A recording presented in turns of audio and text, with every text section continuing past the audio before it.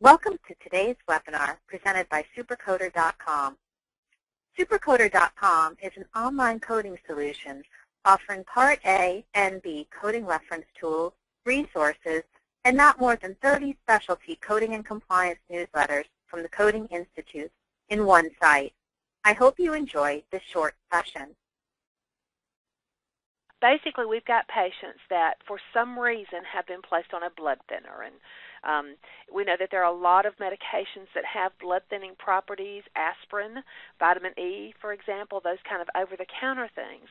But this is specifically for warfarin or Coumadin, which is the brand name for it.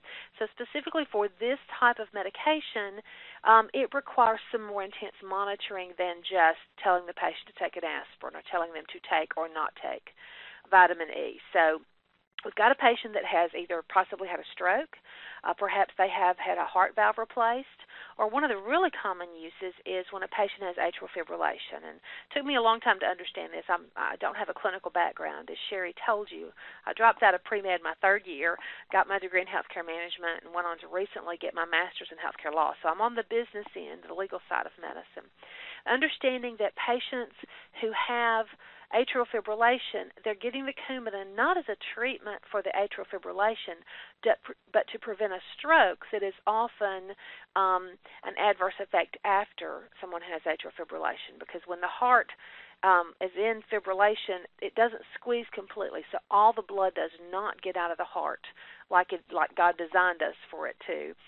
So that blood that lays there in the pooling in the heart can form clots, and that's why we need the blood thinners. So in this case, again, we're not talking about the over-the-counter. We're talking specifically about warfarin or Coumadin, and these dosages can be very difficult to regulate, and this is something that can be very highly affected by the patient's diet and their activities.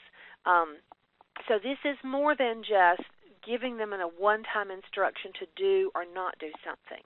This is something that takes some regulation. So it is, in this case, we're talking about more than just giving the patient their lab results.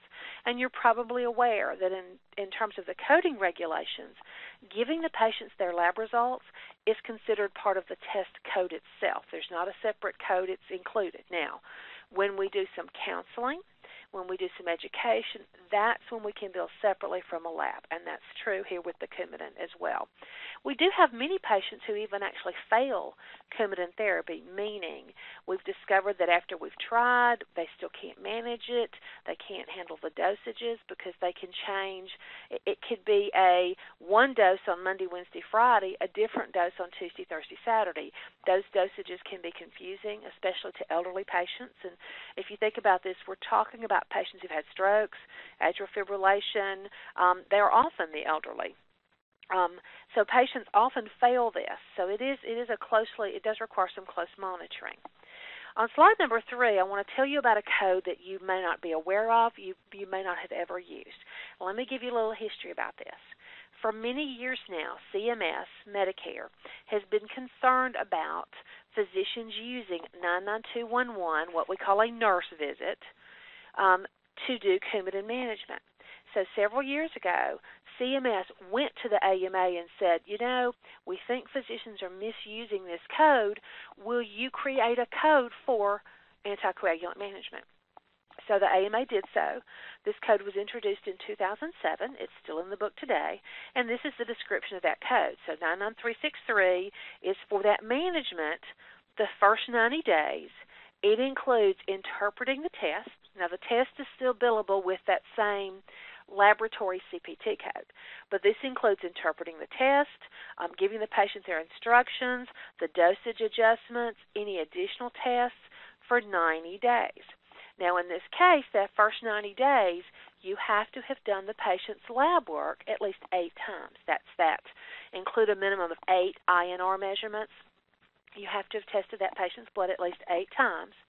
And then after that first 90 days of therapy, then that patient probably, unless they have some kind of problem, they're going to be easier to manage. It's getting them used to the dosages. It's getting them used to what they can eat, what they can't eat, those kind of things, and that make that first 90 days. Supercoder is the fastest-growing online reference tool with more than 25,000 subscribers. call 866-228-9252 to get a free product demo, or sign up at supercoder.com for a 7-day free trial.